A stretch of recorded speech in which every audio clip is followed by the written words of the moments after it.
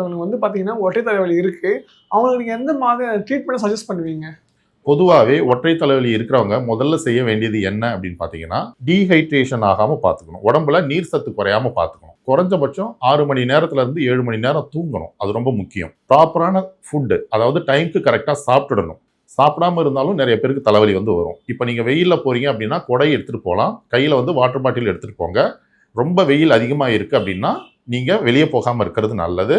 Bright ஆப்ஜெக்ட்டை பார்த்தா நிறைய பேருக்கு தலைவலி வரும். அவங்க அந்த பிரைட் ஆப்ஜெக்ட்டை பார்க்கறத அவாய்ட் பண்றது நல்லது. முக்கியமா ரொம்ப நேரம் வந்து மொபைல் ஃபோன் பார்ப்பாங்க, அல்லது டிவி பார்ப்பாங்க, அல்லது சிஸ்டம் பார்ப்பாங்க. இப்போ அவங்க அந்த ரொம்ப நேரம் மொபைல் ஃபோனோ, டிவியோ, சிஸ்டமோ பார்க்கறத அவாய்ட் பண்ணிட்டு, கண்களுக்கு வந்து சரியான ஓய்வு கொடுக்கணும். அந்த மாதிரி ஓய்வு கொடுக்குறீங்க அப்படின்னா, அந்த ஒற்றை தலைவலி தாக்கத்திலிருந்து நம்ம அவாய்ட் பண்ணிடலாம். Okay sir. இப்போ வந்து இந்த ஒத்த தலைவலியால வேற ஏதாச்சும் உடம்புல பிரச்சனைகள் வர வாய்ப்புகள் இருக்கா? நிச்சயமாக ஒற்றை தலைவலி வருது அப்படின்னா அவங்களுக்கு மன அழுத்தம் இன்னும் அதிகமாகும். எந்த ஒரு விஷயத்திலையும் அட்டென்ஷன் போகாம இருக்கிறதுனால பார்க்குறவங்க, பேசுறவங்க எல்லார்கிட்டையும் எரிஞ்சு எரிஞ்சு விழுவாங்க.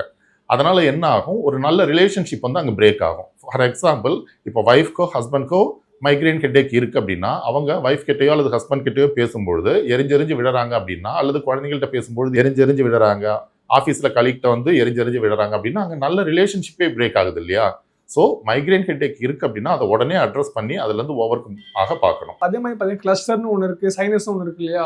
இப்போ சைனஸ் அட்டாக் வரும்போது அவங்க என்னென்ன பண்ணலாம் சார்? இப்போ சைனஸ் ஹெட்டேக் அப்படின்றது வந்து ஒத்துக்காத பொருள் சாப்பிட்டாலோ, அல்லது கிளைமேட் சேஞ்ச் ஆச்சு அப்படின்னாலோ, அல்லது சில்லுன்னு ஏதாவது சாப்பிட்டாலோ, அல்லது அவங்களுக்கு டஸ்ட் அலர்ஜி ப்ராப்ளம் இருக்கு அப்படின்னாலோ அவங்களுக்கு அந்த சைனஸ் ஹெட்டேக் வந்து வரலாம். சைனஸ் ஹெட்டேக்கும் மைக்ரேன் ஹெட்டேக்கும் நிறைய டிஃப்ரென்ஸ் இருக்கு. சைனஸ் ஹெட்டேக்கு நீங்க ப்ராப்பரான ட்ரீட்மெண்ட் எடுக்கிறீங்க, எந்தெந்த விஷயங்கள் உங்களை ட்ரிகர் பண்ணுதுன்னு பார்த்து அதை நீங்க கரெக்ட் பண்ணிக்கிட்டீங்க அப்படின்னா அந்த சைனஸ் ஹெட்டேக் வராது.